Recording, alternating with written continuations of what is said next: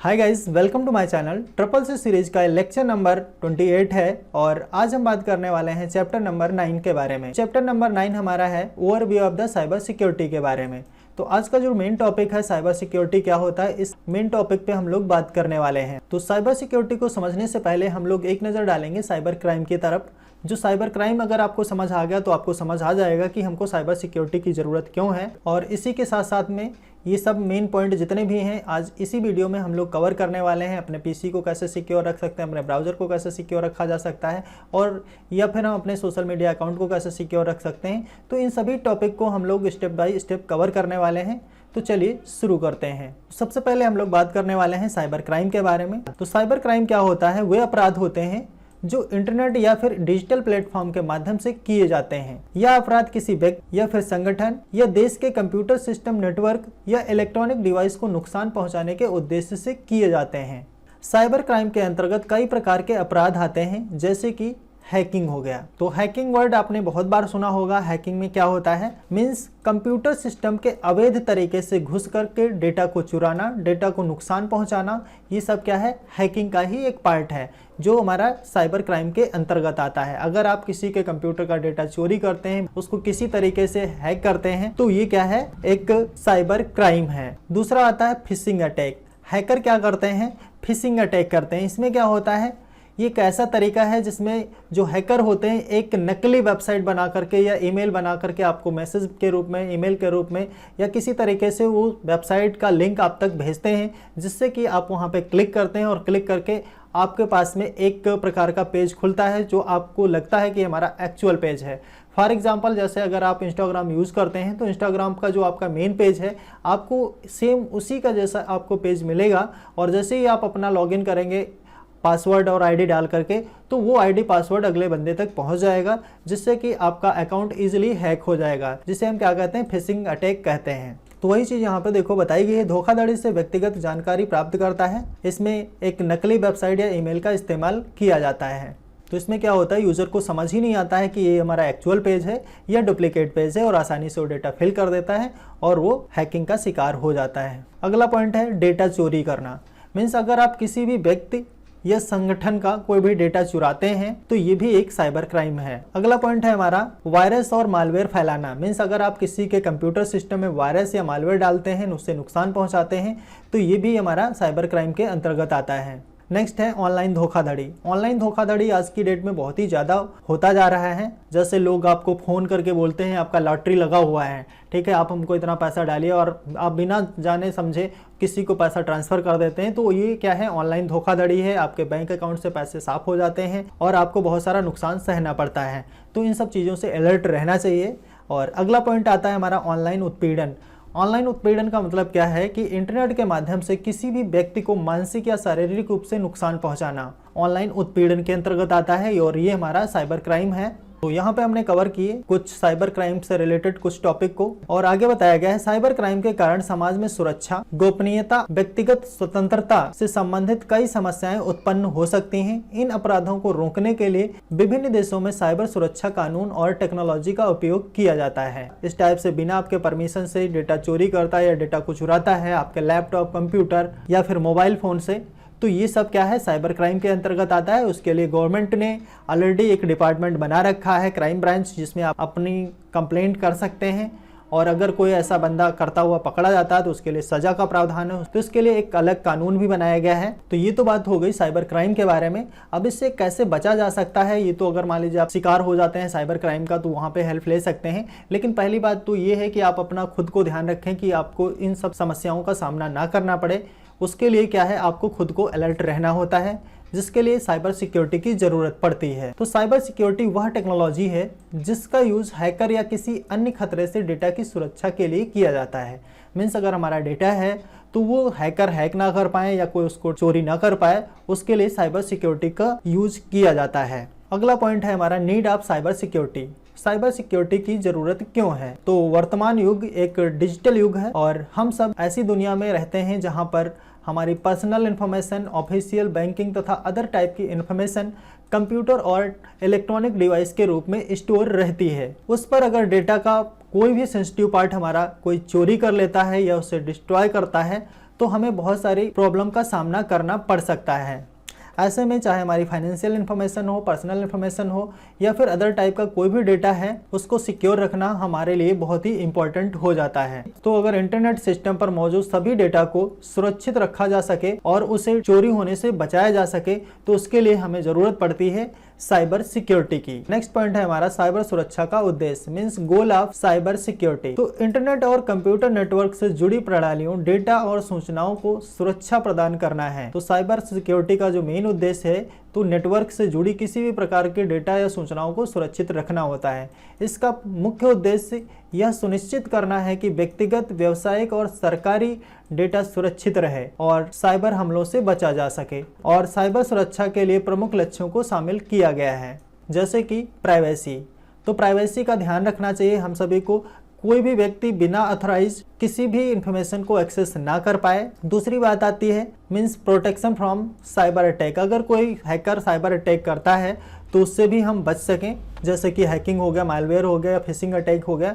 तो इस टाइप से अगर कोई भी हैकर अटैक करता है उससे हमारा डेटा बचा रहे। थर्ड पॉइंट आता है हमारा डेटा की सुरक्षा। जो भी हमारा संवेदनशील डेटा है, चाहे हमारे कंप्यूटर में हो, लैपटॉप में हो, डेस्कटॉप में हो या फिर हमारा सर्वर पे डेटा अगर स्टोर है, तो उसे भी सुरक्षित रखा जाना चाहिए। तो ये गोल है साइबर सिक्योरिटी का, जिससे कि आप इजिली फ्री होकर के कहीं पे डेटा अपना स्टोर कर सकते हैं। तो ये बात हो गई गोल ऑफ साइबर सिक्योरिटी के बारे में। और अब हम बात करने वाले हैं सिक्योरिंग योर पीसी, मीन्स अपने पीसी को हम कैसे सिक्योर रख सकते हैं। तो अपने पीसी को सिक्योर रखने के लिए सबसे पहली बात यह है वायरस मुक्त रखना चाहिए। और वायरस से बचने के लिए हमको कुछ निम्नलिखित बातों का ध्यान रखना चाहिए, जैसा कि keep your operating system and software updated. Means जो भी हमारा ऑपरेटिंग सिस्टम है वो अपडेट होना चाहिए और जो भी हम लोग सॉफ्टवेयर यूज़ कर रहे हैं वो भी अपडेटेड होने चाहिए। अगला पॉइंट आता है हमारा ऑलवेज यूज़ लाइसेंस सॉफ्टवेयर। जब भी हम सॉफ्टवेयर यूज़ करें तो वो देखें कि लाइसेंसेस होने चाहिए।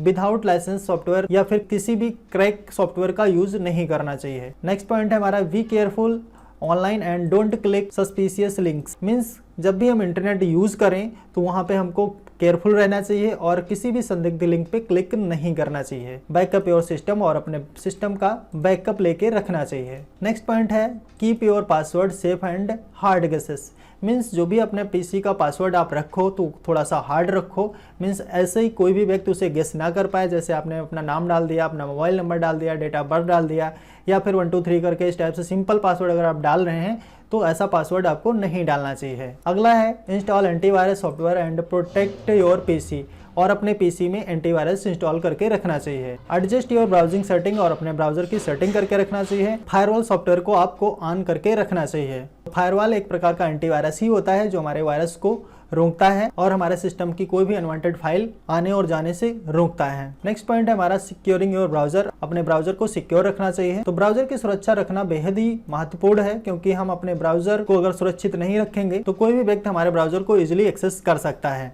और बहुत सारी संवेदनशील जानकारी एक्सेस कर सकता है।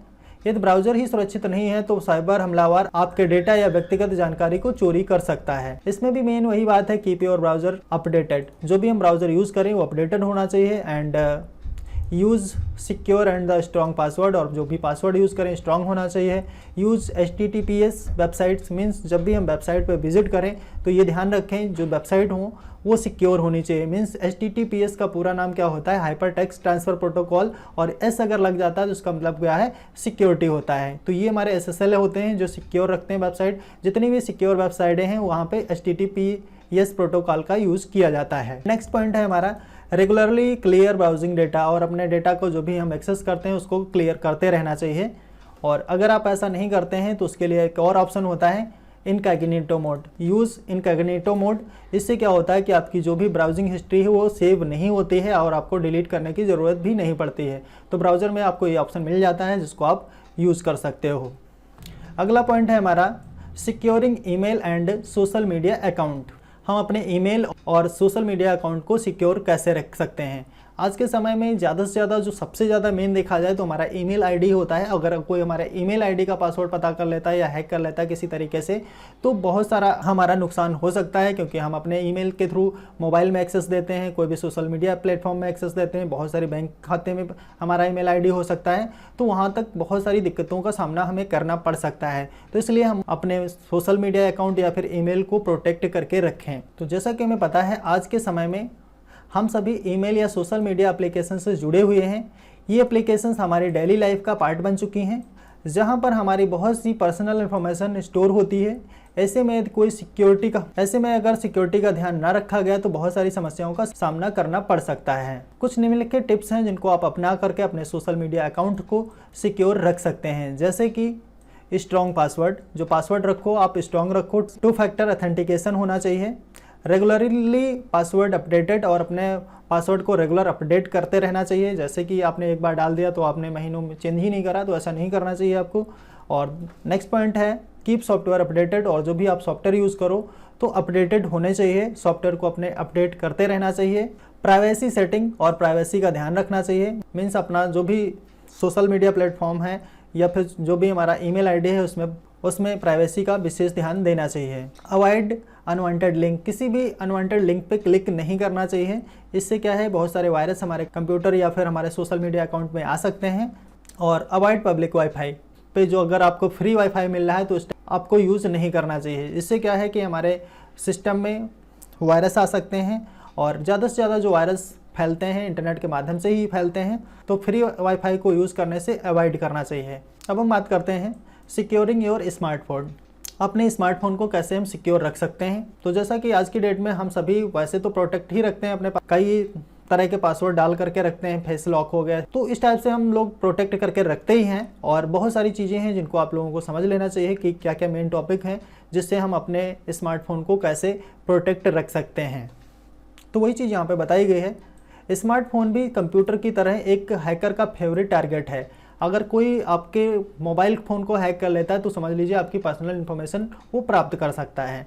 स्मार्टफोन में कई तरह की पर्सनल इन्फॉर्मेशन सेव रहती है, जैसे कि पिक्चर हो गया, लोकेशन हो गया, बैंकिंग एप्लीकेशंस हो गई या फिर सोशल मीडिया एप्लीकेशंस हो गई, ये सभी शामिल हैं। अब ऐसे में अगर कोई भी इन्फॉर्मेशन हमारी सिक्योर नहीं रहती है, कोई भी उसको एक्सेस कर लेता है, तो हमें बहुत सारी समस्याओं का सामना करना पड़ सकता है। तो स्मार्टफोन को सिक्योर रखने के लिए यहाँ पे कुछ टॉपिक बताए गए हैं जिनको हमें ध्यान रखना चाहिए, जैसे कि कीप स्ट्रॉन्ग पासवर्ड। जो भी हम मोबाइल फ़ोन में पासवर्ड डालें वो स्ट्रॉन्ग होना चाहिए। ऐसा नहीं कि सिंपली आपने 1 2 3 करके डाल दिया 1 2 3 4 और कोई भी इसे ईजिली एक्सेस कर रहा है। तो जो भी पासवर्ड डालो स्ट्रॉन्ग डालो, जिसमें आपके कैरेक्टर्स होने चाहिए, अल्फ़ाबेट होने चाहिए, स्मॉल कैपिटल लेटर का यूज़ कर सकते हैं। Use only trusted applications. ऐसा नहीं है कि कोई भी आपको लिंक मिल गया उस पर क्लिक करके आपने कोई भी एप्लीकेशन इंस्टॉल कर ली, तो ट्रस्टेड एप्लीकेशन इंस्टॉल करो। मीन्स अपना ज़्यादा से ज़्यादा प्ले स्टोर से ही एप्लीकेशन को इंस्टॉल करो। Update phone and application regularly. Means अपने फ़ोन को और अपने जो भी एप्लीकेशन आप यूज़ करते हो तो उनको रेगुलर अपडेट करते रहना चाहिए। बैकअप और फ़ोन डेटा, जो भी हमारे फ़ोन में डेटा है उसको बैकअप बना कर रखना चाहिए। कभी है नहीं, अगर ऐसी प्रॉब्लम आती है, हमारा फ़ोन दिक्कत कर जाता है, तो अगर बैकअप है हमारे पास तो उसको रिस्टोर किया जा सकता है। सेटअप रिमोट वाइप, तो रिमोट वाइप का यूज़ करना चाहिए। ये एक ऐसा बढ़िया फीचर होता है, ऐसी टेक्नोलॉजी जिसके माध्यम से आप क्या कर सकते हो, अपने फ़ोन को रीसेट कर सकते हो। नेक्स्ट है वाईफाई एंड हॉटस्पॉट सिक्योरिटी, और अपने वाईफाई और हॉटस्पॉट को सिक्योर रखना चाहिए। Understand app permission before the accepting them.